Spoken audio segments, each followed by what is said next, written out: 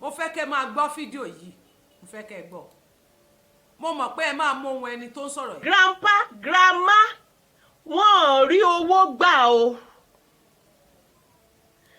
àwọn arúgbó wa wọn ò rí owó gbà o débi tó máa rówó ra oògùn wọn o mo kàn fẹ́ bẹ̀bẹ̀ ní gbogbo yín pariwo Emefiele gbogbo yín pariwo àwọn kabas ṣé rí one thing tí mo fẹ́ kẹ́ ẹ mọ̀ ni wípé àwọn tó mọ̀ mí when it's right time to discuss politics I will discuss politics when it's time to be blunt and to say the truth I won't mince my words because this Nigeria lèmi náà gbé ọjà tẹ́ ẹ rà ni mò ń rà nǹkan tẹ́ ń go through èmi ò ní mi ní vault sínú ilé mi ní ibi tí mo tówó ti ń sun nínú ilé mi báǹkì yìí náà ni àjọ ń lò POS kan náà látijọ́ rówó gbà this is high time à ń pariwo cabals who are the cabals are they monsters are they not human beings who are the cabals ní White House àpọ́nlé ní cabals èèyàn ló ń jẹ́ cabals àwọn èèyàn kan ló kóra wọn jọ àwọn tó dẹ̀ kóra wọn jọ yìí àwọn olórí wa náà ni àwọn là ń pè ní kábàáyé sọ bí tẹ́ bá tẹ̀ sí pariwo kàbáàsì yẹn ó dà ń kó fẹ́ máa bí mi nínú are they anjonus are they monsters is Buhari telling us that he doesn't know them ẹjọ́ ẹgbàgbọ́ sí kúrò bí this is beyond politics this is beyond APC this is beyond PDP is Buhari telling us he doesn't know the cabals is Buhari telling us he doesn't know that the distributors and who are this the marketers that are all this fuel why ìtẹ́ ṣe ń fi ìgbésí ayé àwọn ọmọ Nàìjíríà why ìtẹ́ ṣe ń fi takite gbogbo yín sọ wípé is to discredit APC government too should rise up and do something about it this is the life of the masses we are talking about. Sure. ẹ dákun ta ló mọ ohun ẹni tí ń sọ̀rọ̀ ó dẹ̀ gbogbo yín mọ̀ yóò dà fún ọ ẹ̀yin kan mọ ohun ẹni tí ń sọ̀rọ̀ lọ́wọ́ yìí lẹ́ni tó endorse Jagaban tó ń kó fún àwọn wà lára àwọn tó destroy yòó tó fẹ́ẹ́ destroy Yorùbá nation ó bú mi láti bí ọdún mẹ́ta bọ́dún méjì ló ti àti bí 2 years ló ti kó fún mi bọ̀ orúkọ tèmi wà lára àwọn orúkọ tó fi grow tó kọ́kọ́ fi promote ara rẹ̀ nígbà tí wọ́n mú Ìgbòho ìgbà yẹn ló bọ́ta òun ló kọ́kọ́ jáde gbọ́nà tó ń sẹ́ni wọ́n yàn wọ́n yàn so you can talk now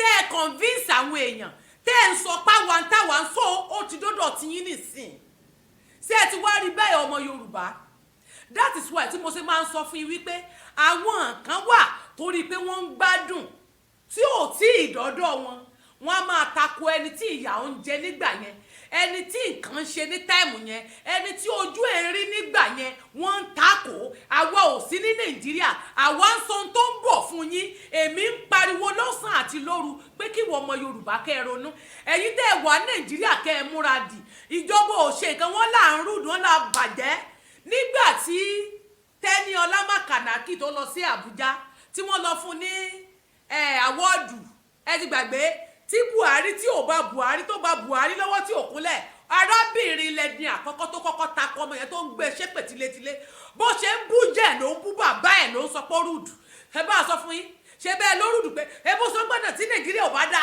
ẹ̀hẹ́ ṣé Buhari ni ṣé kinní kan ni ṣé Buhari ló pa wọ́n ni abẹ́ ẹ̀rọ Ọlọ́run inú mi ti ẹ̀dùn sí lọ́rọ̀ tẹ́ jáde lẹ́nu yìí ṣùgbọ́n fáwọn tẹ́ ẹ ti convince tó ẹ ti jẹ́ pé wọ́n ti kọ́mẹ̀ntì lábẹ́ yín tẹ́ ẹ ti jẹ́ ká kórìíra rú àwa yìí sẹ́ni pé ó tán báyìí ń lèmi fi máa ń sọ fúrú yín wípé tẹ́ ẹ bá ronú ọjọ́ tó ń bọ̀ fún yín pé nǹkan ń bọ̀ ó máa dọ́dọ̀ tí yín náà ẹ ní máa tako àwọn tó ń jìyà lọ́sàn àti lóru ojú ẹni tó wà lókèrè mọ tó ń lọ àwárí iná à ń rí tálẹ́ẹ̀tì lò ẹ̀yin tí tẹ́ bá ti ṣe ṣó yẹn ti gbẹ́jú yín fóun yín jù sílẹ̀ ẹ mọ information tó ń lọ máa fi tán bá sẹ́ndì sí yín àwa ń rí information everyday nípa gọ́ọ̀mẹ̀ntì gbogbo tó ń lọ pátá là ń rí lójoojúmọ́ torí pé bá a wà níbi iṣẹ́ àchẹ́kẹ̀ bá a wà nílé àchẹ́kẹ̀ so à ń rí tó ń bọ̀ fún yín wọ́n dẹ̀ ń fún àwa ní information pàṣípàṣẹ àwa ń kígbe abẹ́ ẹ̀gbọ́rọ̀ tó wí ẹ jẹ́ máa gbọ́ ẹ dápẹ́ bá ń tẹ́lẹ̀kì àti lọ́fọ̀ á dáa fún yín ẹ jẹ́ àgbọ̀ ọ̀rọ̀ rẹ̀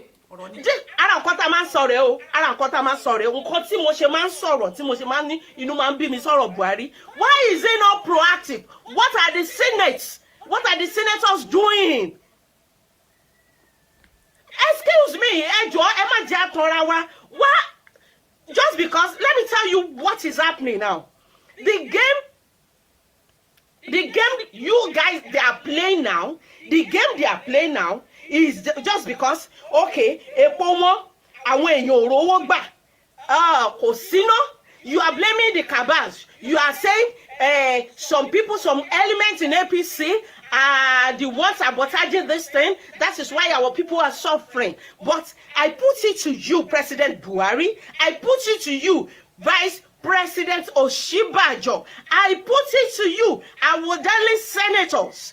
Listen and listen carefully. You know these people, they are not monsters. They are not spirits. They are your colleagues. You are all in the corridor of power. You know them. You know those that are sabotaging your effort to make sure they discredit the APC regime. What are you doing about it? Has any mayor been taken to save our lives? Why are you playing politics with our lives?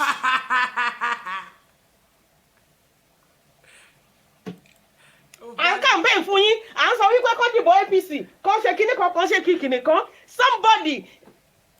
I'm by the one we pay. Come for APC. Come shake it. Yes, you people are toying with our lives. We cannot even fit properly. Now, on a Friday that I'm supposed to be in my shop, I cannot go because why? I want.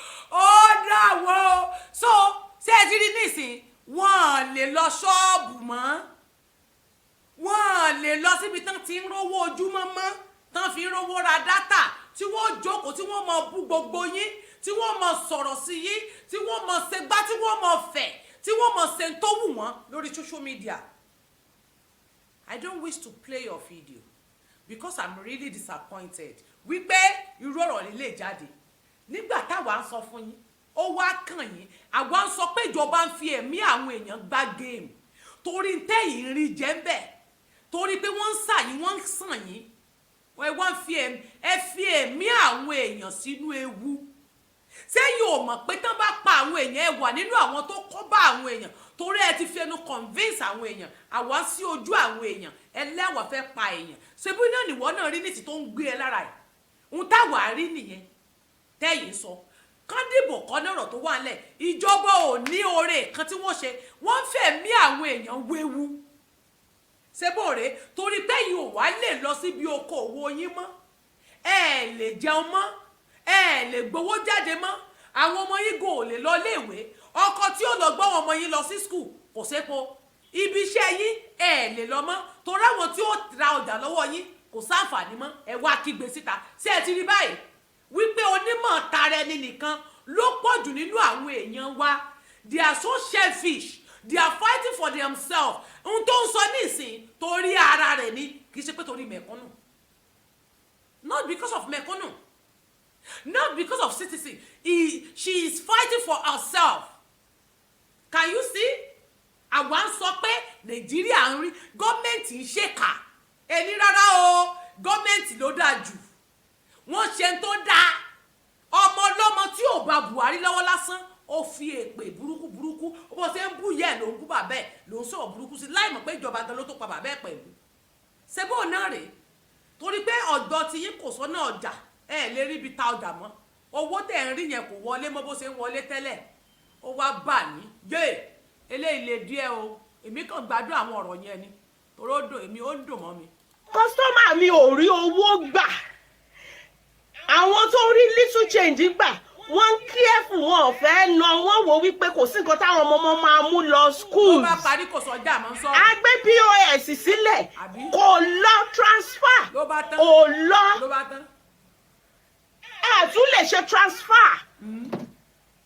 A lè ṣe transaction lórí phone. See, you people are shouting cashless policies, cashless policies, cashless policies tí ò ṣiṣẹ́. A lè ṣe transfer.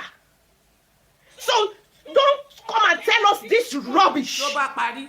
Where is Vice President Osinbajo? Yemi, Professor, Pastor Osinbajo, what are you doing? Fáìsì tó sọ̀rọ̀ gbá lórí tó láàmú tán láàrúdù fáìsì tán sọ̀rọ̀ sí wa sí tán láàlẹ́kọ̀ọ́ àwọn ọmọ òṣì wọ́n máa sọ̀rọ̀ sọ́ba ṣòkòṣòkò torí pé ó rówó àbẹ́ẹ̀rí ṣọ́ọ̀bù àwọn kọ́sítọ́mù àwọn òrówó mọ́ wọn ọ̀rọ̀ jàtà ṣe é ti rí that's why tẹ́mi ṣe máa ń sọ pé ẹ má máa sọ̀rọ̀ mọ́ èyí tẹ́ ẹ máa ń tó pé ẹ máa bọ́ sábẹ́ kọ́mẹ́ǹtì tí èèyàn kan bá ti ń sọ̀rọ̀ èèyàn àrò ọmọ dáadáa ni ẹ ní mọ̀ pé torí ara rẹ̀ ni so wá tán gbogbo owó tán fún yín torí pé ẹ̀ ń campaign fún mi lókàn gbogbo tẹ́ ẹ̀ ń gbà torí pé ẹ̀ ń campaign fún mi lókàn ìbò lẹ ti wá náà nísìn ọjà tẹ́ ẹ fowó rà sínú ṣọ́ọ̀pù sáwọn èèyàn fẹ́ rà àwọn èèyàn ò ríra ara ń tà ń sọ nìyẹn pé tó bá kàn ó ní ó ń bọ̀ ó ní ọ̀run ń yábọ̀ kì í ṣèrò ẹnìkan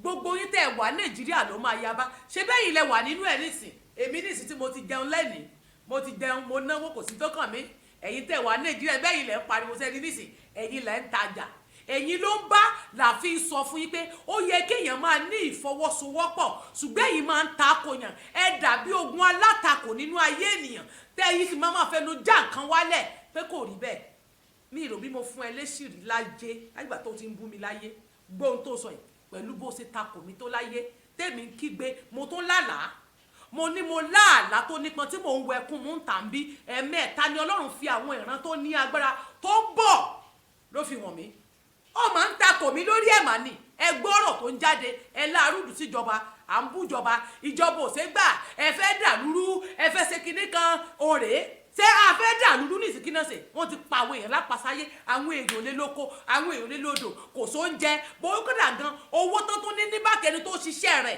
tó jìyà tó kówó pamọ́ kò rí gbà ló bá tán kò rówó gbà sáwọn èèyàn ní kú àwọn tó ń lo oògùn tí wọ́n yé pé oògùn náà fi gbé wọn ró nínú hospital pé kán lọ lò wọn ò róògùn lò wọn ò rí oògùn lò lásìkò yìí àwọn tó síìkì gan wọn ò rówó gbà transfer ò dá nẹ́tíwọ́ọ̀kì ò ṣíàn wọ́n transfer owó ò lọ ó ń dá padà ni gbogbo ilé tẹ́ni ní báàkì náà máa block tó bá wá di àsìkò tẹ́lẹ̀ṣàn yẹn dé wọ́n á pa gbogbo íńtánẹ́ẹ̀tì iná gan kò ní sí torí wọ́n fẹ́ máa wọnú lé lọ jọ ọmọ lẹ́yìn ìjọ ọlọ́mọ pa ọmọ dànù ẹ tí ì rí n tó ń bọ̀ ṣé bá ń pariwo fún yín ṣé bó ti lu ẹ̀yin as instrument láti dà nǹkan rú tẹ́ bá ṣe ń wọlé ẹ bá mi share thank you very much ẹ bá mi share ètò yẹn ẹ bá mi like ẹ mọ̀ tẹ́lọ̀. lóun ṣe ní Aso Rock ṣé àyàn ẹ síbẹ̀ kó lọ sùn síbẹ̀ ní Buhari we elected you as the head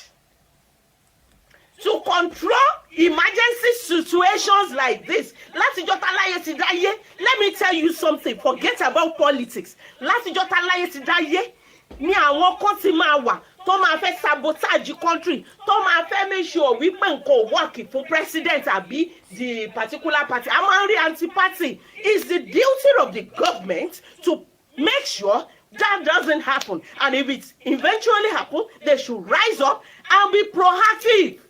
Can we see ọ̀rọ̀ táwa ń sọ wípé kán ṣe pé wọ́n ṣe ń ló mú àwọn tó ń kígbe pọ́n fẹ́ dá dúró táwọn ní rárá o ṣe rí ẹgbọ́n tán sọ ṣe rí káwọn gangan mọ òtítọ́ wọ́n mọ ń tà ń sọ yìí bọ̀ tó rí ìlara selfish interest owó tán fún wọn kán mọ̀ fi dá nǹkan rú ṣe ti gbọ́ ọ̀rọ̀ táwa ń sọ yẹn làwọn wá ń sọ nísìn àbáwá kọ́ là ń sọ yẹn ń làwọn ń sọ gbogbo èrí làwọn máa ń sọ ṣé tí ìlú bá dá sáwọn èèyàn máa láwọn fẹ́ pín tí ìlú bá nítumọ̀ sáwọn èèyàn máa sọ pé àwọn fẹ́ dá dúró sáwọn èèyàn máa pariwo fún òmìnira ìnira ni ìjọba fi ní ará ìlú wọ́n mú bọ́dà ilẹ̀ Yorùbá wọ́n ti pa wọ́n sì tòkè ọya sílẹ̀ ẹ wá wò nígbà pàndẹ́míkì oúnjẹ tó yẹ kán pín fún ará ìlú wọ́n kó pamọ́ sínú ilé ẹ̀mí àwọn èèyàn dẹ̀ ń bọ́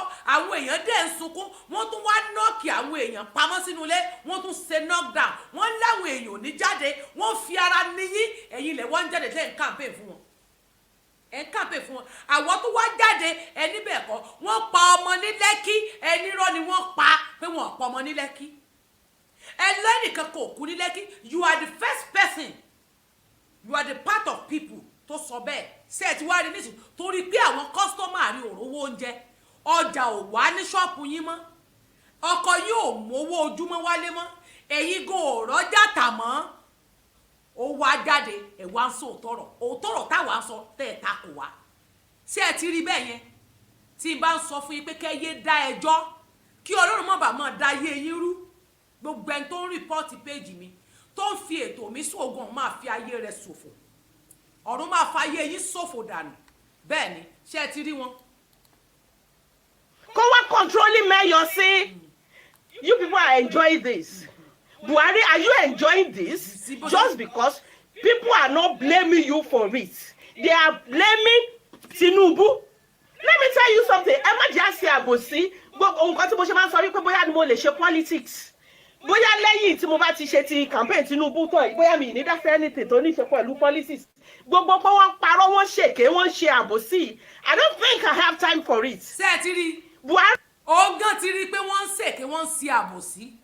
Ṣé ẹ rí pé ọ̀gán mọ̀ pé wọ́n ń ṣèké lọ́wọ́lọ́wọ́, wọ́n ń ṣe àbòsí. Ó mọ̀ pé ń ṣe èké, wọ́n ń ṣe àbòsí. Ló bá tán, ó yá.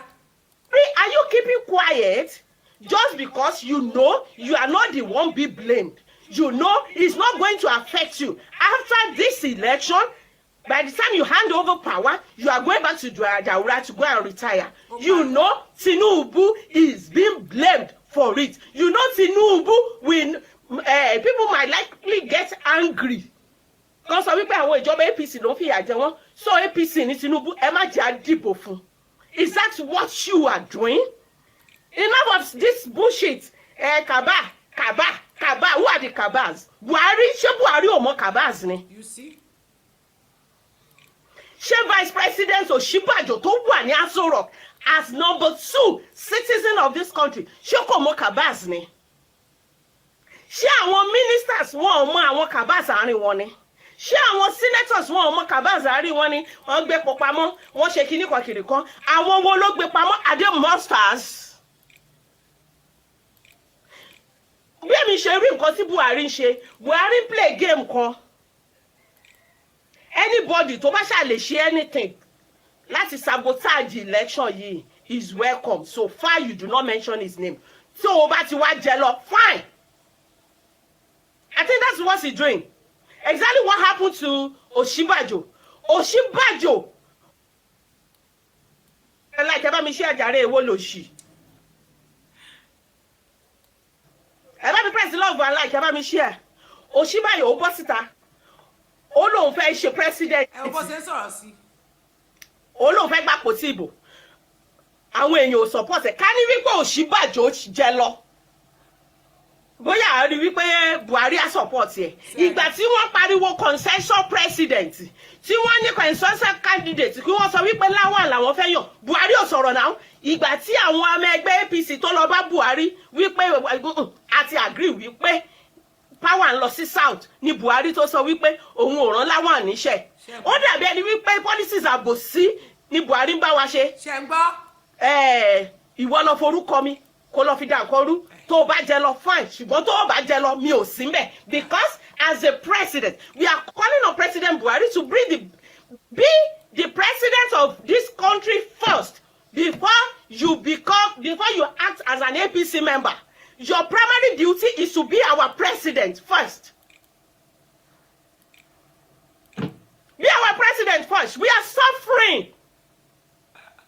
Your subsidy. Any subsidy ṣì wà lórí ìkíní. Any 185. Ẹ ń pariwo 185. À ń repo ní 405. À ń repo ní 425. À ń repo ní 450. Yes, you call yourself the president of this country, and you are saying some people are working tirelessly to sabotage. Who are they? Are they demons? You were here. Even nígbà tí gbogbo ayé ń pe Buhari ní Jubril of Sudan. Nígbà tí gbogbo ayé ń pe Buhari tó ń sọ wípé wọ́n ti clone ẹ̀. Nígbà tí gbogbo wa mọ̀ wípé ara Buhari ò yá, epo wọn báyìí náà. Ṣé epo wọn ni?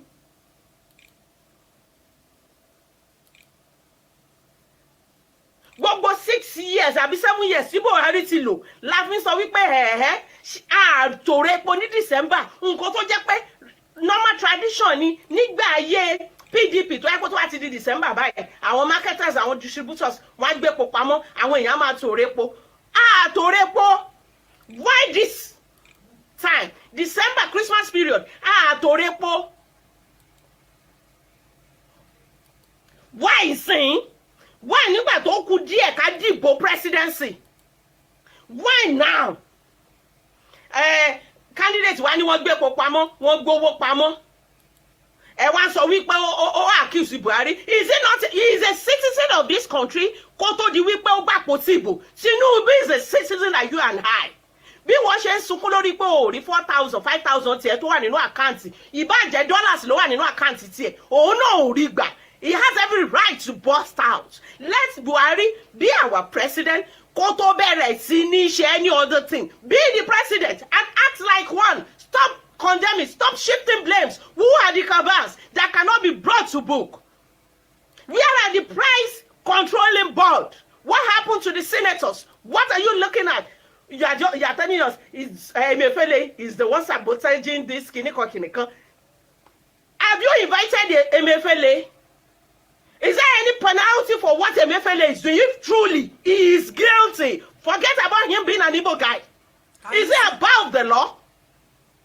is Emefiele above the law answer us if indeed he is the one sabotaging this one what is the executive arm of government doing about it to put a stop to it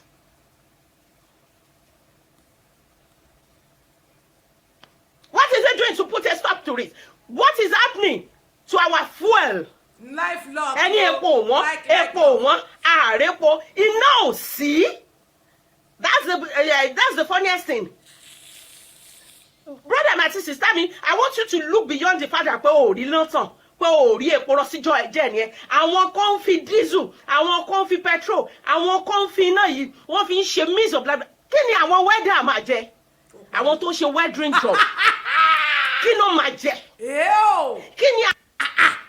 So mama alaja sister wonigo so lè bọ́ tó báyìí you know this and you are attacking people that is fighting for freedom we are fighting for freedom and you are attacking me seriously mo mọ bó ṣe fún mi jẹ but èmi ò kì í dá yín lóhùn I don't have time to reply tí n bá fún ẹ lésì gbà pé mo fẹ́ sòwò ẹnu bóyá ó kàn wù mí kí n sòwò ẹnu jọ́nà really so because of pé o rí ọjà tà ní shop customer rí o rí tà and you are talking like this way àbí what are we saying ní Buhari táwa ń kígbélé lórí gọ́ọ̀mẹ̀ntì táwa ń fún pé wọ́n bà ìlú jẹ́ a mọ̀ pé Tinubu kọ̀ ìdí tá a fi mention Tinubu ni pé Tinubu ká nígbà tí Buhari ń ké tí òòrọ̀ náà lọ kí Tinubu ti fi sílẹ̀ kó jẹ́ kéni tí ó bá wọlé kó wọlé ó ṣeé ṣe kí wọ́n má dí lọ́wọ́ lẹ́nìí sáwọ́ sọ fún pé nǹkan ṣe fún Abíọ́lá wọ́n ó ṣe fún Tinubu ṣe bẹ́ẹ̀ ní ká shut up ohun tó ṣe fún Awólọ́wọ̀ wọ́n máa ṣe fún Tinubu ẹni kí n shut up mo ní Fúlàní ò ṣe gbáralé God bless you ìyá bọ̀ dúró pé wọn ò ṣe gbáralé ẹni kí n shut up my mouth you are attacking me cursing me and do many things for me now see your life because of pé o rọ jata and now you are shouting crying forí dálé forí dáná yóò so ti wá kàn yín nìyẹn ṣé bí mo sọ fún yín pé oòrùn ń yabọ̀ ẹ̀yin tẹ́ ẹ wà ní Nàìjíríà ló máa jẹ ṣé bẹ́ẹ̀ yín ti ga pábà ẹ̀ ti rò pé kò lè dọ́dọ̀ yín mọ́ Ọlọ́run wá ṣe nísìn ohun tó ṣẹlẹ̀ yìí ó kan gbogbo yín yes Ọlọ́run mọ̀ọ́mọ̀ fìyà jẹ yín lọ́wọ́ ó mọ̀ọ́mọ̀ ṣe ṣọ̀kọ́tọ̀ fún yín lọ́wọ́ ó ń jẹ́ kẹ́ mọ̀ wípé ohun tó wà nílẹ̀ yìí ó máa kan gbogbo yín sẹ́rí epo kàn yín owó kàn yín báwo lè ṣe fẹ́ rí bọ́ epo kàn yín owó kàn yín báwo lè ṣe fẹ́ kú òun ẹ̀ kò dẹ̀ lè kúrò ó di after election yẹn tún kọ́ ọ̀bì mo sọ fún yín kẹ́ mọ̀ mọ̀ dí àwọn èèyàn tó bá ẹni tó bá ń jà fún òmìnira ẹ má máa dí wọn lọ́wọ́ ẹ̀yin máa ń dí ẹni tó bá ń jà fún òmìnira lọ́wọ́ sẹ́yìn náà ti wá rí ariwo téèyàn ń pa tẹ́lẹ̀ ẹ̀fẹ́ gbọ́ ṣé ń gbádùn ètò ẹ̀ láì máa jẹ àwọn tó ní cold room tí wọ́n ń ta ẹja jọ kí ló fẹ́ jẹ. ṣé mi ò sọ fún ẹ I said this yesterday ẹ mọ̀ fínú kábà ẹ̀ tẹ́ bá ti rí ṣò. àwọn tó mọ̀ di blocks àwọn ice block industry kí ni wọ́n máa jẹ forget about the fact that ẹni pẹ̀lú ẹ̀ ò rí jẹ́ ni. kò sí ná kò tó sépo tí wọ́n fi gbé àwọn tó yẹ kó mi lásán ni wọ́n ń tà block ni wọ́n ń tà kò sí ná tí wọ́n fi gbé kò sépo tí wọ́n fi gbé jẹ́ débi tó máa di block ọ̀pọ̀lọpọ̀ ló ti wọ gbèsè àwọn tó ń ta oúnjẹ àwọn tó ti ro àmàlà kalẹ̀ tí wọ́n sí ọbẹ̀ kalẹ̀ owó wọn náà fẹ́ fi ṣe wọn gba transfer go tó ló bá tán ọ̀bí. nìkan náà nínú ilé àrí tv wo àwọn ọmọ òrí fún àwọn ọmọ wa ò lo ac kan tó sùn àwọn ọmọ wa ò tan fáànù kan tó sùn. What about those people that depend on this light and this petrol or diesel for the means of their livelihood? What about them? Àwọn pure water factories wọ́n ti ń close up torí pé wọn ò rí iná láti fi sílì nylon wọn. So many industries ló ń lo wípé. And you are now saying so wípé wọ́n blame Buhari. Who are we to blame? Is he not our president? He should rise up and do the job of a president first before doing the job of a party.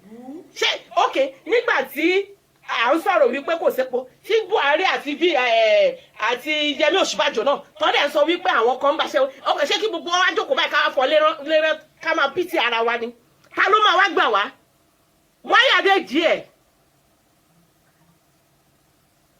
Pastor vice president náà ó wá ń sọ̀rọ̀ wípé scarcity of naira is what we need at this lẹ́nu yín pastor lẹ́yìn tẹ́ lọ sínú ọjà tẹ́ lọ ń pín owó trader money lẹ́yìn tẹ́ ló ń pín cash pastor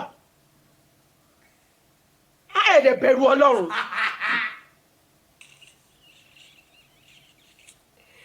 ẹ̀ẹ́dẹ̀ bẹ̀rù Ọlọ́run ara ń kọ gbogbo èèyàn ara ní gbogbo èèyàn tẹ́yìn bá ń jẹ nínú ilé yín àwa ò yó ara ń kọ wá ara ní gbogbo ọmọ Nàìjíríà tí ẹ̀yin bá ró jẹjẹ nínú ilé yín tí ẹ̀yin bá gbé owó pamọ́ tí ẹ̀yin bá gbé vault pamọ́ síbi kankan àwa ò ní cash àwọn tó tún fi owó ṣe wá láàánú tó ń sẹ́ǹdì owó sí wa á ẹ̀ jẹ́ ká rí ìgbà ká fi jẹun ṣó nígbà táwọn ọmọ wa bá bẹ̀rẹ̀ sí ní faint ṣó nígbà táwọn ọmọ wa bá bẹ̀rẹ̀ sí ní dákú. ebi Tinubu ló gbé wọn wá. That was how Buhari kept quiet during the time of EndSARS. I think I will revisit that thing again. That was how you kept quiet, President. Ṣebí lady yìí ní nǹkan kò ṣẹlẹ̀ nínú EndSARS ni. EndSARS yẹn ló mọ̀ mention yìí ló bá tán. Ṣé rí pé ẹ ti rógo, wọ́n ti convince ayé ti yín, wọ́n ní kẹ́ ẹ lọ dìbò, wọ́n ní kẹ́ ẹ, ó ti tán ṣe ti rí báyìí nísìn, wọ́n ló kept quiet during the EndSARS 2020. Tán fi pa àwọn ọmọ tán, oh my God, abẹ́rẹ́ Ọlọ́run, èèó, so ẹ mọ̀ ó tán lẹ́ ń convince àwọn èèyàn ṣé ẹ ti rí ilé ayé ni mo ṣe máa ń sọ fún yín pé tí àwọn èèyàn tán bá ń búyàn mọ́ bá wọn búyàn wọ́n jà ṣé ẹ ti rí wọn wọ́n mọ̀ òótọ́ ìmí yìí lára ó ń ṣe ẹlòmíì torí pé wọn àtẹnìkan ti jọ ní misunderstanding ẹlòmíì torí pé ó fẹ́ kó crowd sí orí page á kàn déédéé máa attack ẹni tí ò ṣẹ̀ olórí burúkú kan wòlíì kan lẹ́yìn téyín rẹ̀ jóná téyín rẹ̀ rí gàtàgàtà báyìí tí gbogbo eyín rẹ̀ ti dógùn tí gbogbo eyín ẹ̀ tí ò léyín lẹ́yìn olórí burúkú mi ò rí mi ò mọ̀ mi ò bá sọ̀rọ̀ rí mi ò bú rí ó dẹ̀ wá sábẹ́ kọ́mẹ́ǹtì mi ó dẹ̀ ń bú mi ní abẹ́ kọ́mẹ́ǹtì ó lóun wòlíì wèrè kan wòlíì wọ́rọ̀ tí ìmọ̀ rí tẹ́ ẹ mọ wòlíì téyín ẹ̀ rí jagajaga yẹn tí gbogbo eyín ẹ̀ rí jagajaga ìmọ̀ rí òyìn rírí o ó dẹ̀ wá bú mi la torí pé o fẹ́ fi mí kó crowd rò pé mi ju àwọn wèrè tẹ́jọ́ máa ń jí tẹ́jọ́ ń ja odidi wòlíì tó ń ja fracas you think I'm the part of them no I don't have time for all those nonsense mo face business tí mo ṣe mo face iṣẹ́ mi correctly I don't have time for rubbish àwọn tẹ́jọ́ ń ta àrùn síra yín èmi ò kì í ṣe ń tèmi ó dẹ̀ wá sábẹ́ kọ́mẹ́ǹtì mi ó wá bú mi láì ṣẹ́ láì rò láì mọ̀ rí wòlíì ló pera rẹ̀ ó lóun dá chọ́ọ̀chì sílẹ̀ eléyìí jóná eléyìí dógùn eléyìí gánrangánran eléyìí sámúgà ọrí tí mi fún ẹ lésì I block you off straight I just block you off I don't want to talk to you bó bá rò pé bóyá bí èmi tí wọ́n máa sáré bọ́sọ̀ wọ́n máa fún ẹ lésì èmi àtàwájọ́ máa ọ̀fẹ́ fèmí kó crowd ogún ẹ máa wọlé ni ìyá mi ti lògó ẹ lókè kókó ṣìlọ hàn ti lògó yín so ò lè mọ́gbò tèmi mo di tí mo gbẹ dànù èyàn ò ní ṣẹ̀yìn kò ní ròyìn dédé bọ́ sábẹ́ kọ́mẹ́ǹtì ẹ máa bú tẹ́nìkan bá jáde tó bá ń sọ̀rọ̀ ẹ̀yìn á bọ́ síbẹ̀ heritage mo kì í yẹn kúrò nílé àkókò ìsà ẹ̀yìn á máa sọ̀rọ̀ dẹ̀ àtàkì àwọn ọmọ Yorùbá ń takò àwọn èèyàn convince many people can you see ẹgbẹ́ ọ̀tán sọ so àwọn náà ó dọ́dọ̀ tí wọ́n báyìí wọ́n wá force out tẹ́ bá sọ ká lè fi àwọn èèyàn sílẹ̀ kéde kan jíjò òmìnira wọn a mọ̀ pé ìjò òmìnira ò kí ṣe téèyàn máa gbà gìrì bọ̀ wẹ́rẹ́wẹ́rẹ́ ni ẹ ti fi sí yín ẹ máa ṣe plan B yín pẹ̀lú Tinubu kí Tinubu máa lóun fẹ́ jẹ president rẹ̀ káwa náà máa ṣe tiwa lọ́nbí tí wọ́n bá dé gbéjọba fún Tinubu á wọlé bọ̀tẹ́ fọ́pọ̀ wọ́n wá gbowó fáwọn èèyàn wọ́n wá fọ́ gbogbo Yorùbá wọ́n fọ́pọ̀ wọ́n da gbogbo ẹ̀rú ìjà Yorùbá nation sí Yorùbá nation wọ́n ń bára wọn jà ẹ̀yin ọmọ Yorùbá sí Yorùbá ẹ̀ ń sọ pé Yorùbá nation ti yín ò tí ì dé so ti wá dé báyìí ẹ wá ní pé torí sáà sọ fún pé wọn ò ní gbéjọba fún Tinubu ṣe bẹ́ẹ̀ yarí ṣe bẹ́ẹ̀ níbẹ̀ kọ́ ó wá ka yín lára níṣẹ́ wá ń fapá jánu ẹ wo bó ṣe ń sọ̀rọ̀ sí Ọ̀ṣínbàjò or the vice president of Nigeria. Buhari, that was how you kept quiet during this time of endsars. We all know it's only federal government that can command Nigerian soldiers. Àmọ́ wípé federal government nìkan you are the chief kí ló ń pè é. Parí. Ṣé chief of armed staff ni yá.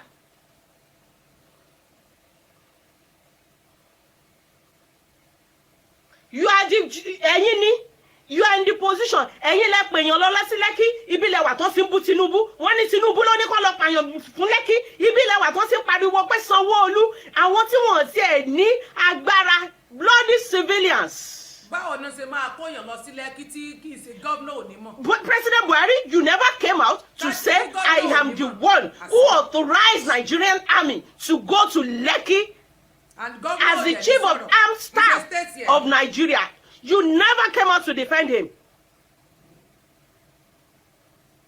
The Grand Commander, thank you, Commander-in-Chief.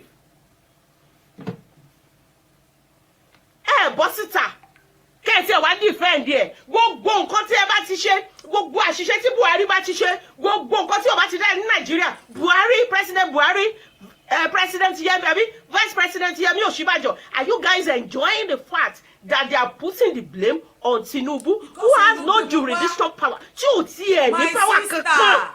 Because òun ló support wọn ló fà á tí ò bá kówó sílẹ̀ fúnra rẹ̀ ló sọ kì í ṣèmi àtiwọ́ not me and you. Tinubu himself ó sọ ó ní tí kì í bá sóun ó ní kò ní di president ó ló ń support ẹ̀ ó ló ń gbé débẹ̀ àti fúngbà tán ní kán lọ mórúkọ èèyàn mẹ́ta wá tẹ́ bá rántí ó ní wọ́n ní kán lọ mórúkọ èèyàn mẹ́ta wá fún vice president ó ní wọ́n kọ mẹ́rin ó mọ̀ pé tán bá kọ mẹ́rin yẹn wọ́n lè padà change ẹ̀ mọ́ lọ́wọ́ ó ní rárá ẹni tó máa fi lẹ́nu yẹn ìyẹn Yẹmí òun ló gbé àwọn méjèèjì débẹ̀ ṣé mi ò wá sọ fún yín ṣé bẹ́ẹ̀ ní ẹnu mi rùn you attack me you yourself you attack me can you see today ó kàn ọ́ ẹ̀ẹ́rẹ́ pòrà ẹ̀ẹ́rẹ́ owó gbà báńkì ọ̀rìn ní ìsèmí ti jẹun mo jẹun lónìí n ò fariwo ọkọ̀ rí tí mo farabalẹ̀ tí ì ṣe kò jó mi lára n ò ní kọ́sítọ́mà tí ó sanwó fún mi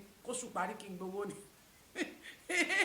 èmi ò ṣiṣẹ́ ojúmọ́ tí mo wà mọ́ rajà ṣọ́ọ̀bù mi kọ́sítọ́mà dáadáa ni kọ́sítọ́mà dáadáa ni ó kàn jẹ́ pé àwọn followers mi tó wà Nàìjíríà torí Nàìjíríà ló ń fíù mi jù wọn ò ní lè rówó ra dátà nǹkan ọ̀nìkan dé ó tán lẹ́yìn eyín kò dí ọ̀nà jẹ́rìí lọ́wọ́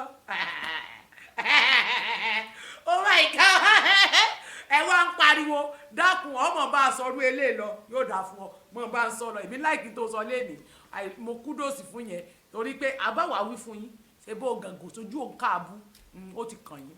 tí ò ní àṣẹ kankan tí ò ní tó jẹ́ wípé it's just a citizen like you and I tí ò ní àṣẹ kankan are you enjoying the fact that Nigeria are putting the blame on him?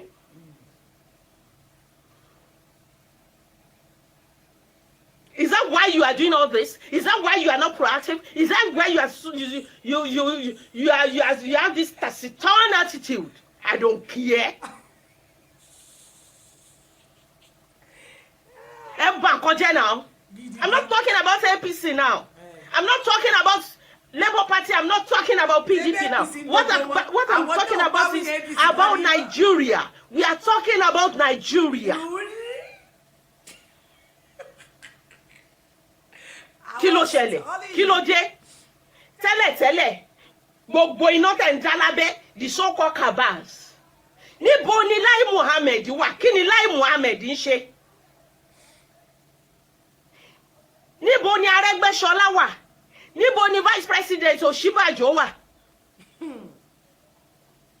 Wọ́n travel to APC gbogbo wọn. Ẹ ń fi ayé wa takáìtì. Nǹkan tẹ́ kọ́kọ́ bẹ̀rẹ̀ ni wípé ẹ kọ́ bẹ̀rẹ̀ sí ní sponsor àwọn nǹkan burúkú nígbà tó ẹ fìgbà kan sọ wípé Tinubu ló ní kó lọ pààyàn ní Lẹ́kí. Àwọn ènìyàn ẹ ń lò wá, ẹ ń ṣe wá níkà, ẹ ń ṣe wá níbi, ẹ ń já wa lóró just because ẹ fẹ́ dojú ìjà kọ èèyàn kan. Ẹ ń pa wá, ẹ ń ṣòṣì, ẹ ń já wa lóró, ẹ ń gún wa lọ́bẹ. Ẹ finá mọ́ wa nítorí wípé ẹ fẹ́ dojú ìjà kọ Tinubu nìkan. Ẹ ń fìyà jẹ wá, ẹ ń fi ebi pa wá nítorí wípé ẹ ń ṣe ìlara just one person. Ẹ ń fi ebi pa wá, ẹ ń fi ebi pa àwọn ọmọ wa. Ṣé mi ò sọ fún yín wípé irinṣẹ́ yín gbogbo yín ni o? Irinṣẹ́ yín tẹ́ ẹ kó kalẹ̀ tẹ́ ẹ fi ń ṣèyà fún ọmọ mẹ̀kúnnù. Irinṣẹ́ tẹ́ ẹ rìkúrútù, irinṣẹ́ tẹ́ ẹ mọ, àmọ́ tẹ́ ẹ mọ sílẹ̀, àwọn masnẹ́rì yín tẹ́ ẹ gbé sínú ipò ìjọba láti máa fi fìyà jẹ mẹ̀kúnnù ló máa dojú ìjà kọ yín. Ṣé ti wá rí irinṣẹ́ tí Tinubu ṣe? Gbogbo àwọn tí Tinubu build ló wá ń dojú ìjà kọ lọ́wọ́lọ́wọ́. Mo wí fún yín àbí ìwí fún yín? Ká ní Tinubu mú owó ẹ̀ tó fi lọ support Fúlàní torí pé ó fẹ́ dépò, kó invest lórí ọmọ Yorùbá, kó tún gbogbo ilẹ̀ Yorùbá ṣe. Owó tó níyẹn kó jẹ́ kí iná máa wà nílùú, kó omi máa wà nílùú, káwọn ọmọ máa rí iléèwé lọ, kó build iléèwé lọ, hospital tó ń lọ ṣe yẹn kó build ẹ̀. Kódà tí gbogbo Yorùbá bá dìde pé nílẹ̀ Yorùbá wọ́n máa dìbò fún, wọ́n á dìbò fún ni. Ta ló tún fẹ́ ṣe? Wọ́n máa dìbò fún. Ṣùgbọ́n ó náà takú gbogbo bọ́n ṣe ń pààyàn tó, ó ṣe bí akọ́ríkọ́gbá kò sọ̀rọ̀. Bọ́n ṣe ń pín Fúlàní ṣe ń pa àwọn èèyàn táwọn èèyàn lè lọ sóko, tán kidnap, ọjà ń jóná lẹ́kọ̀ọ́, oríṣiríṣi aburú ló ṣẹlẹ̀ bẹ́ẹ̀. Kò gbé pínkín, kò wí pínkín, ó wá dẹ́sùn pẹ̀lẹ́ ṣòun fi tọrin gbogbo ṣọ́ọ̀bù ká, ó wá yàtọ̀ ní ìsọ fún mi pé wọ́n dà yín. Èmi Tenny, mo kúkú wí tèmi, só ti tán báyìí. Ẹ ń bà iṣẹ́ wa jẹ́, ẹ ń da nǹkan wa rú just because ẹ ń bínú sí èèyàn kan, ẹ fẹ́ kó dé ipò tó fẹ́ dé. Tá a bá dẹ̀ máa sọ lọ, tá a bá máa sọ́bọ̀, wọ́n á ní Tinubu ló mú yín wá. Ṣé òun kọ́ ló mú yín wá ní President Buhari? Is it not the one who raised your hand? He is the one. Is it not the one who convinced us to vote for you? Why are you now doing everything possible? Let me rephrase. Why are you now turning your head, turning the other way? Why are you looking at the other way when you are seeing people that are sabotaging his efforts? He stood for you. He fought for you. He campaigned for you. He received bullets for you. He was bullied. He was hated because of you. People condemn him. Most of the people that are fighting him are fighting him because of you, President Buhari. If you don't, maybe you don't realize that yet. Most of the people who hate him because he fought for you. He stood by you and made sure you won this election. So why you now looking the other way when you now realizing people are sabotaging his efforts? It is his turn now. You owe him, President Buhari.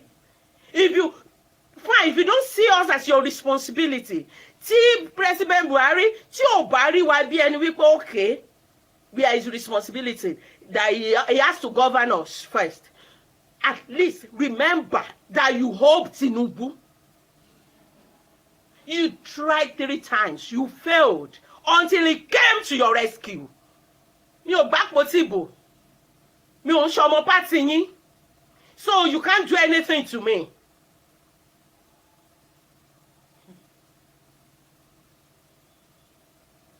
What is it?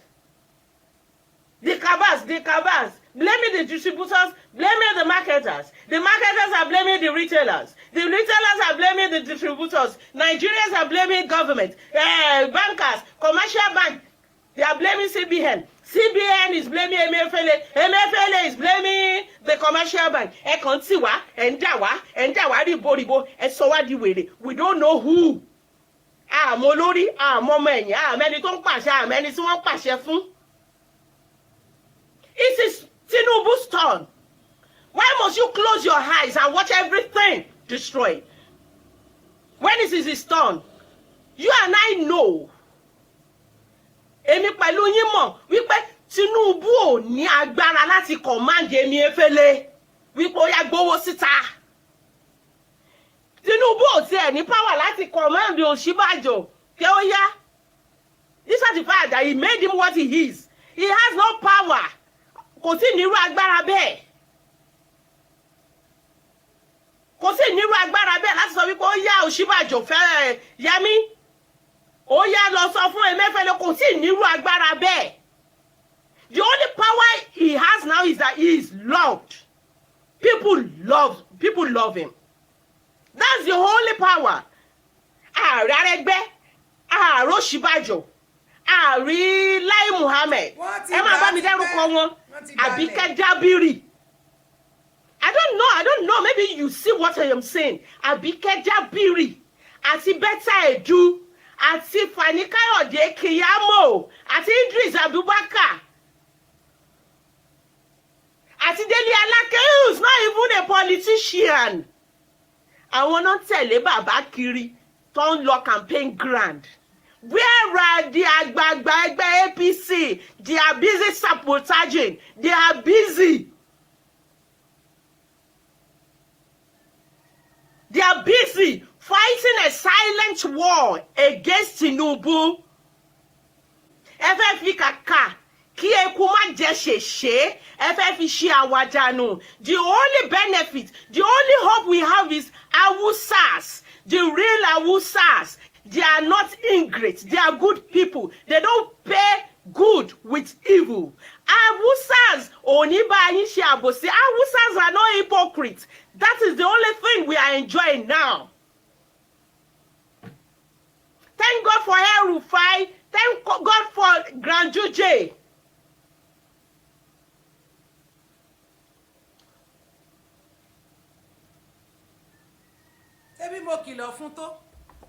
All of you are busy fighting silent war.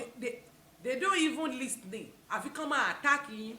Can you see now? I feel the only few loyals. Àwọn tó loyal péréte la ní, àwọn Fáṣọlá, àwọn Gbàjàbíàmílà, àwọn Sanwó-Olú, àwọn Wàsíù, àwọn MC, àwọn Àbíkẹ́ Dábírì, Bẹ́tà Ẹ̀dú, Tatúlatúrí, Keyamo, FFK, kí lorúkọ bàbá Ẹdó yìí?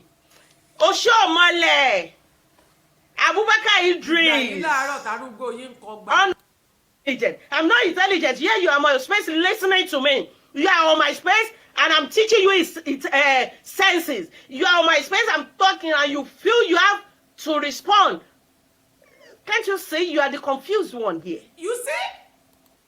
Ọ̀rọ̀ táwa ń sọ gbà náà tó ń bú wa so wá rí pé wọ́n ní confusion nísìn. Òun wá lè búyàn torí ọ̀rọ̀ tó ń sọ ń sìn òtítọ́ ló ju ara rẹ̀. Ó mọ̀ pé òótọ́ ló sọ. But still àwọn èèyàn wá ń takò pẹ̀lú tó sọ. Now ó láwọn èèyàn kọ́ ó wá confused because àwọn èèyàn wá òkè. Lẹ́yìn tẹ́mi ń jà fún odidi ọdún mẹ́ta tí wọ́n ń bú èmi. So wá rí nísìn pé kò dáa. Nigeria government, they are so desperate. If ẹni tẹ́ ń gbèjà, òun náà ti ṣerú ẹ̀ fún yàn.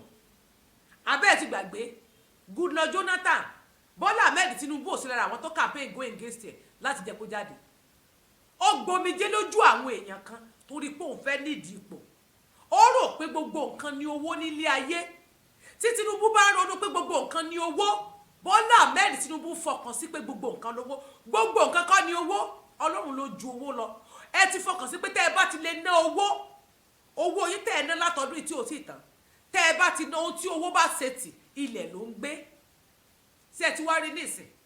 Àwọn tó wá gbára lé tẹ́ ẹ jọ jẹ́ mẹ́mbà kan náà èmi sọ fún ẹ ní jọ́nà náà mo lọ Ọ̀ṣínbàjò ò lè forgive ẹ torí everybody mọ̀ pé ghost ló wà l'Abuja and Ọ̀ṣínbàjò is the next president of Nigeria òun ló yẹ kó jẹ president nígbà tí ó ṣẹlẹ̀ òun ló yẹ kó jẹ president yẹn ní 4 years ká ní Tinubu allow rẹ̀ kó jẹ president yẹn fún ọdún 4 lẹ́yìn ìgbà tó kú yẹn but Tinubu ò gbà torí pé ó fẹ́ ṣe ó mọ̀ pé tí Ọ̀ṣínbàjò bá débẹ̀ ó sì ṣe kó sọ pé ó tún fẹ́ ṣe mí ọdún 4 so ọdún 4 yẹn ó fẹ́ ṣe ọdún 8 àsìkò ọdún 8 t'Ọ̀ṣínbàjò yẹn ó ní eléyìí tí Tinubu ló fẹ́ jẹ ohun tí ò fanú ẹgbẹ́ gòsì síbẹ̀ wọ́n wá ń rúùlù síbẹ̀ kò sí president l'Aso Rock element tó wà l'Aso Rock kò sí ẹnì kankan ẹ̀yin náà lẹ́límẹ́ǹtì tẹ̀ wá bẹ́ẹ̀ ìyàwó rẹ̀ kígbe ó pariwo ó ní former president lọ́kọ tó ẹ ó ní àlùmọ́jìrì kan bẹ nínú Aso Rock tó ń dabẹ̀rù tí ìsọkọ everybody gbé ìyá àjẹ́ àgbáyé tó kú ó ti kí wọn dòrò trumpet ó kí wọn many British people ó kí wọn pọ̀ ti kú ṣùgbọ́n yìí ní Buhari wà bẹ́ẹ̀ who are those the elements are you not the one ẹ̀yin náà ni ẹ máa mú mọ́ra ṣe bá wí fún yín láàrin ọdún 8 péré ẹ wo tí gbogbo ìlú dà ìlú ti bàjẹ́ APC rúùlù fọdún 8 ìlú ti polúkúlù mùsùn torí pé wọ́n ní tí olórí ilé ò bá ti sí ilé ti dahoro kò sólórí ilé láàfin mọ́ nígbà tí Buhari original wà bẹ́ẹ̀ we all know pé akíkanjú ni kò sí kankan ó payí báyìí wọ́n wá fi àdàmọ̀dì síbẹ̀ yẹn àwọn ẹ́límẹ́ǹtì tó wà bẹ́ẹ̀ náà wọ́n ń rúùlù náà wọ́n ń tọ̀ ṣe bí mo sọ fún ká ní Tinubu ó jẹ́ kó Ọ̀ṣínbàjò di ọdún 4 rẹ̀ ni irú ilé ò ní ṣẹlẹ̀ nígbà tí Buhari kú gbogbo ọlámọ̀ náà nígbà tí Buhari kú Ọ̀ṣínbàjò gbà tó síkì tó lọ sáà tó ń gbé lọ sí UK àmọ́ iṣẹ́ tí Ọ̀ṣínbàjò ń sọ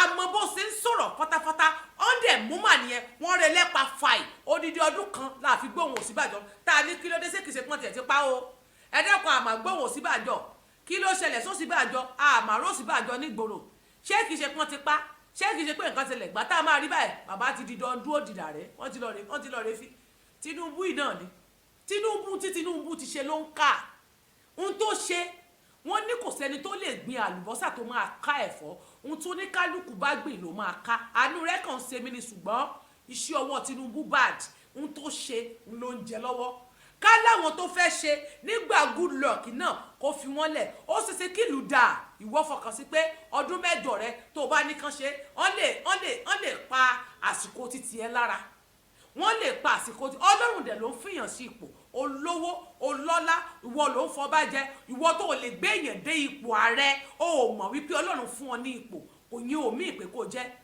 kó wá mú kan lára àwọn ọmọdé yẹn kẹ́ fi wọ́n síbẹ̀ ìlú òtòrò mọ́ ìlú ti bàjẹ́ epo wọn oúnjẹ wọn ẹni tẹ́ ẹ bá débẹ̀ elépo máa di 45 naira epo ò di 45 naira nítorí pé apá agbára ò tí ì sí lọ́wọ́ yín ní 2005 ọní one Nigeria is a scam ìwọ ló sọ Bọ́lá Ahmed Tinubu one Nigeria is a scam kò sí nǹkan kan tó jọmọ́ one Nigeria you said it ó ní ìwé yẹn ní nígbà tó sọ́ngbà náà lọ nígbà tí ipò agbára ò tí ì bọ̀ sí ọwọ́ yín tẹ́yìn náà ò tí ì wà ní orí ipò agbára ó ní I don't believe in one Nigeria that is Bọ́lá Ahmed Tinubu nìyẹn I don't believe in one Nigeria oh believe nínú one Nigeria nítorí pé ipò àṣẹ ò tí ì bọ̀ sí ọwọ́ rẹ but now ipò àṣẹ ti wá bọ́ sọ́wọ́ yín ẹ wá believe nínú Nigeria ẹ fẹ́ lọ make history ohun táwọn èèyàn máa ṣe òun tó wá sọ̀rọ̀ wípé tí àwọn ọmọ oní tí wọ́n bá dìbò fún ẹ ọdún 8 làwọn ọmọ máa lò lórí ipò ààrẹ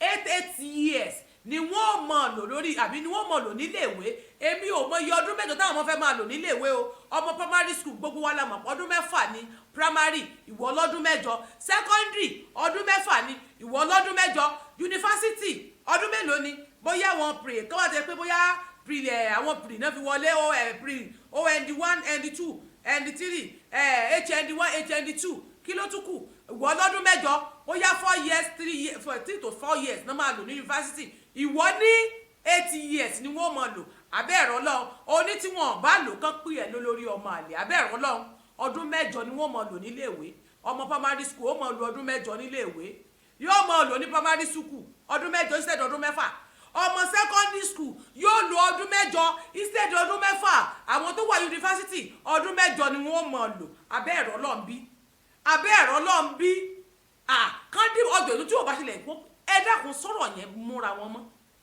bulaba town hall look like bulaba Buhari PDP is a tíátíá ọ̀bẹ̀rẹ̀láǹtà irú àwọn ànàgbó èdè wo nìyẹn adẹ̀wí fún yín ẹni ká ṣọ́tọ̀ ṣébí ní ṣé bó rèé Tinubu ò tí ì débẹ̀ ìyẹn mì pé gbogbo àwọn PDP yẹn wọ́n ti àwọn tẹ́yìn pè lẹ́límẹ́ǹtì yẹn wọ́n ti support Àtíkù but ẹ̀ṣẹ̀ ni láti support Bọ́lá Àtíkù torí pé Àtíkù tẹ́yìn ń sọ yìí kò ní ìtumọ̀ Àtíkù tẹ́yìn sọ yìí ẹ mọ̀ tó dá lára ní Nàìjíríà ẹ mọ̀ tó ṣe fún òkùnkùn tẹ́ wà lẹ́ni Àtíkù lẹ́sàn ni Àtíkù ló sọ yín sínú òkùnkùn biribiri Àtíkù ò kì í ṣe ènìyàn tẹ́ ẹ yẹ kẹ́ ẹ dìbò fún ó ti ṣe vice president rí ó fojú bàbá Ọbásanjọ́ rí màbo Ọbásanjọ́ gan ń pariwo wípé kò yẹ lẹ́ni tó gbúdọ̀ di ààrẹ orílẹ̀-èdè kò yẹ lẹ́ni tó yẹ kó di ààrẹ orílẹ̀-èdè ẹni tó lè kó owó yín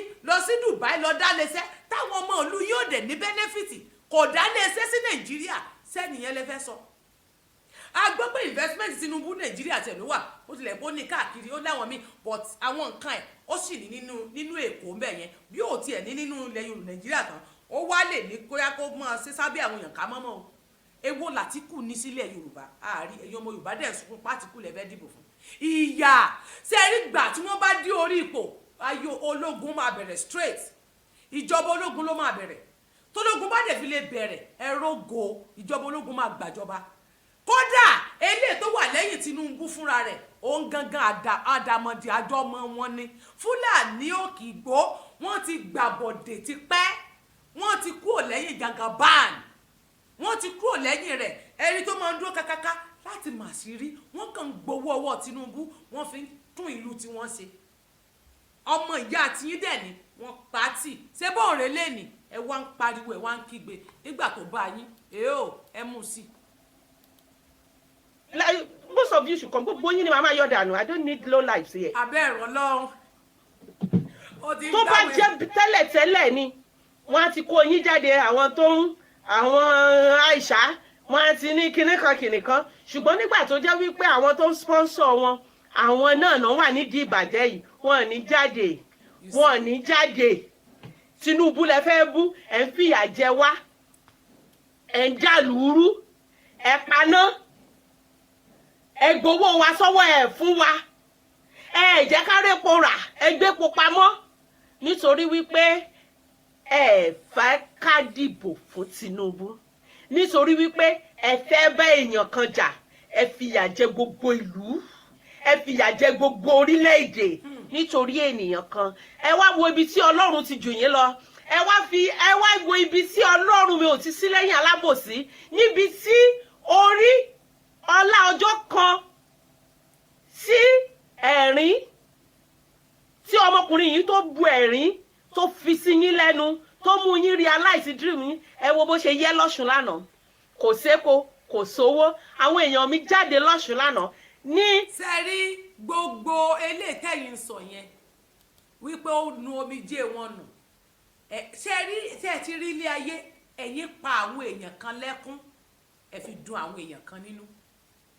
Tinubu pa àwọn èèyàn kan lẹ́kún ó gbomijé lójú àwọn èèyàn kan ẹ̀mí àwọn èèyàn kan bá ìbò yẹn lọ kí Buhari tó dé ipò ààrẹ ẹ̀jẹ̀ àwọn èèyàn kan náà ta sílẹ̀ ẹ̀jẹ̀ àwọn èèyàn kan ló lọ sí àwọn aláìṣẹ̀ ẹ̀jẹ̀ wọn lọ sí tí wọ́n fi dé ipò ààrẹ ẹni tí wọ́n gba ipò lọ́wọ́ ẹ̀ wọ́n pẹ̀lú owó tó ní àti wàhálà rẹ̀ wọ́n gbomijé lójú ẹ̀ ó wá gbé àwọn yẹn débẹ̀ àwọn tó wá gbé débẹ̀ lẹ́nìí irinṣẹ́ yẹn ló wá dojú ìjà kọ ilé ayé nìyẹn la ṣe máa ń sọ fún ẹ̀yin ènìyàn wípé ẹ ṣe rere láyé ẹ̀dá ẹ hùwà rere nítorí ọ̀la ẹ̀dá ẹ hùwà rere nítorí ọ̀la ẹ̀yin ọmọ ẹ̀dá ènìyàn torí pé kò sẹ́ni tó mọ̀ ọ̀la àfọ Ọlọ́run ọba nìkan ló mọ̀ ọ̀la Ọlọ́run nìkan Olódùmarè ló mọ̀ ọ̀la kò sẹ́ni tó mọ̀ tó máa ṣẹlẹ̀ lọ́la òun la fi máa ń sọ pé kẹ́ ẹ hùwà rere ẹ ṣiṣẹ́ sílẹ̀ ẹ mọ́ pílánì ikú sílẹ̀ fọmọnìkejì ẹ mọ́ gbin èébú ìkà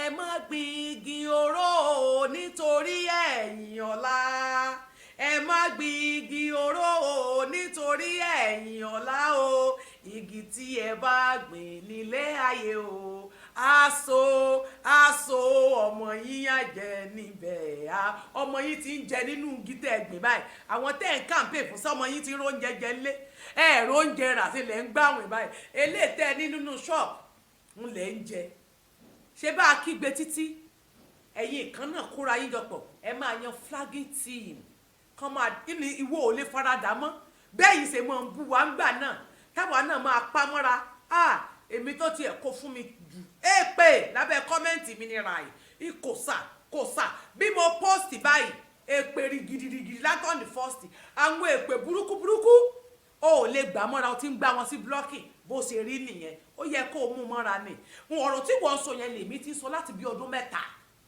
ọ̀rọ̀ tí wọ́n ń sọ lẹ́nìí for the past 3 years ni èmi fi sọ tí mo dẹ̀ fi ń kó èpè èdì àṣàsí àrélù wọ́n tó hìtì mi pẹ̀lú káà lórí òótọ́ ọ̀rọ̀ tèmi sọ tí wọ́n ń sọ yìí o sọ lọ́jọ́ kan péré ọ̀ní nìkan ló sọ o ò lè gbà mọ́ra mọ́ ara ń ta wí nìyẹn àwọn kan náà gbomijé lójú wọn táwọn tẹ́yìn sọ yẹn fi dórí ipò wọ́n tẹ ẹ̀jẹ̀ àwọn èèyàn kan sílẹ̀ ni Tinubu tẹ ẹ̀jẹ̀ àwọn èèyàn kan sílẹ̀ fún àwọn yẹn lọ́lọ́run á dúró dé wọ́n máa ṣe irinṣẹ́ fún ẹ má máa gbin igi oró mọ́ igi oró tẹ ẹ gbìn sílẹ̀ ẹ wá wọlé ní àwọn ló ń dojú ìjà kọ Tinubu Ọlọ́run lè kọ ipò ààrẹ mọ́ Tinubu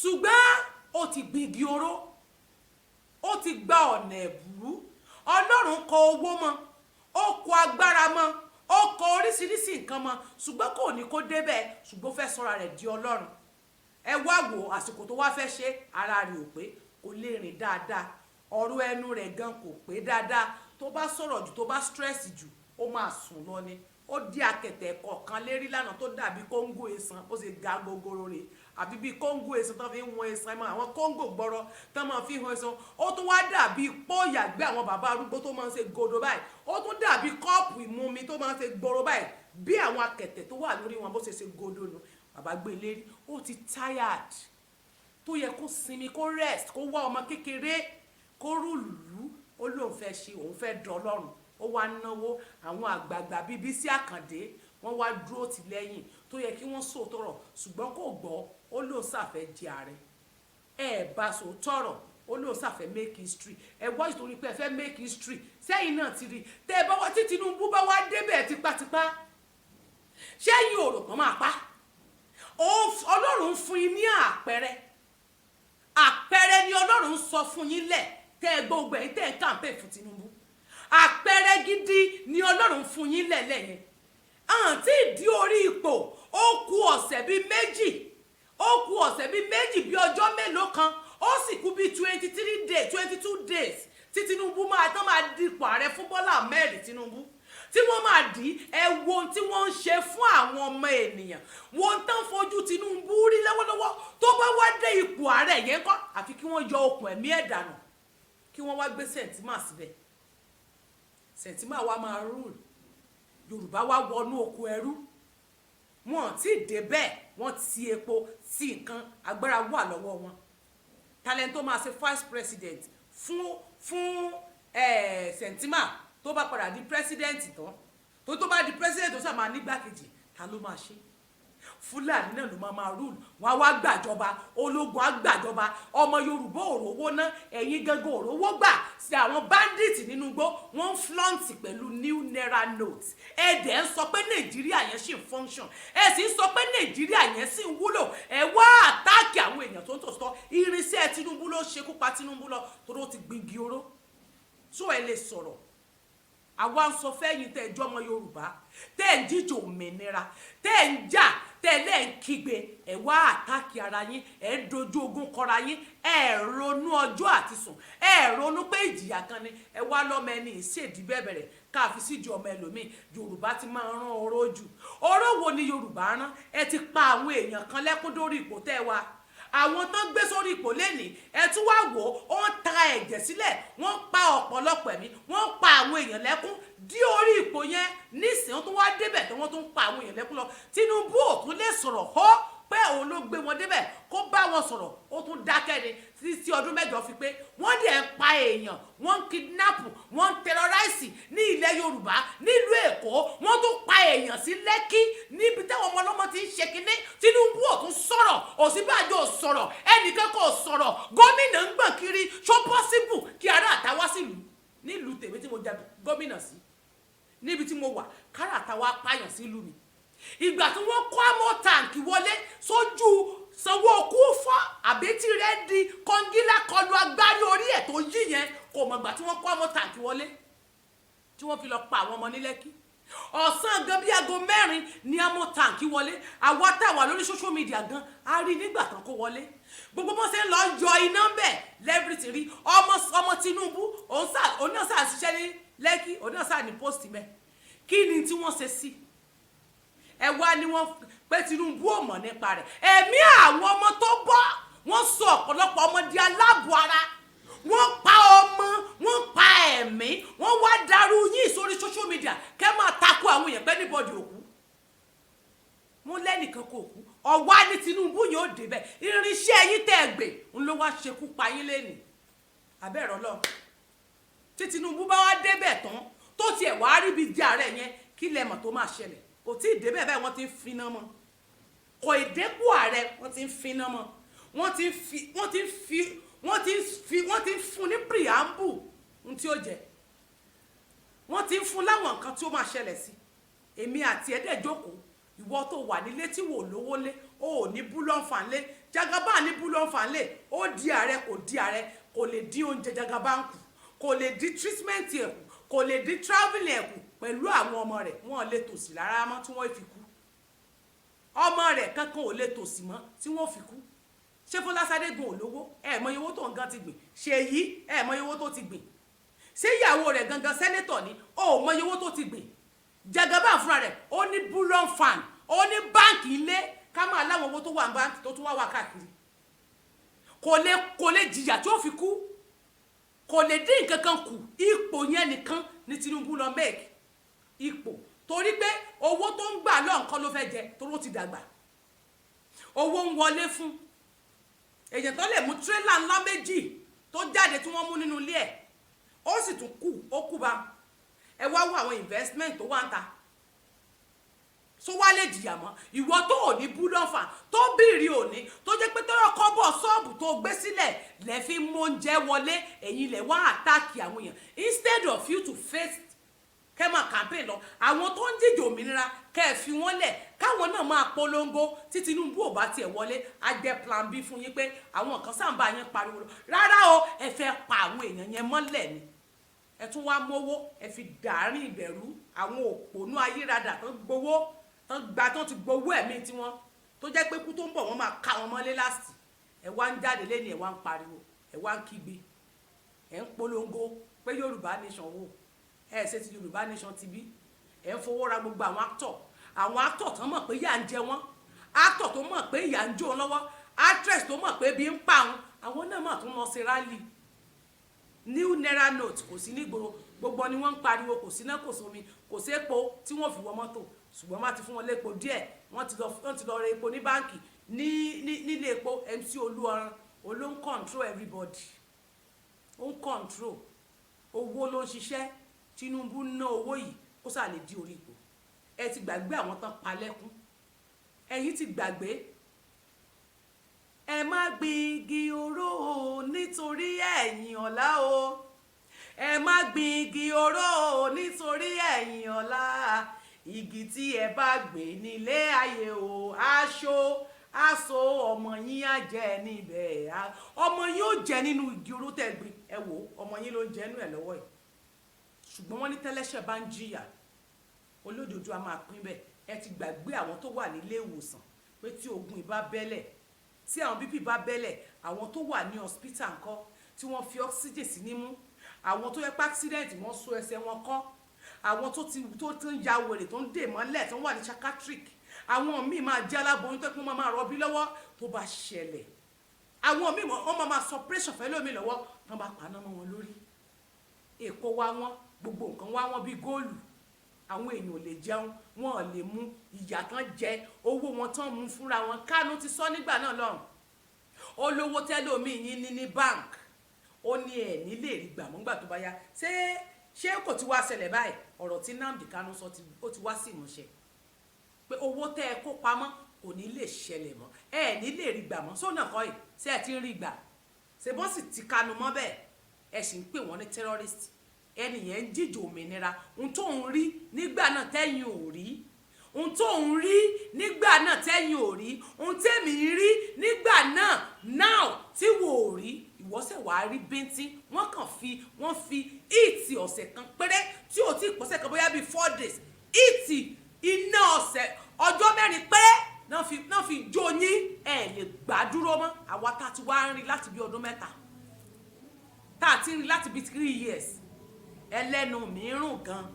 Èmi á polongo màá tún máa sunkún bí bébì bíi pé mo fẹ́ gba nǹkan lórí ẹ̀.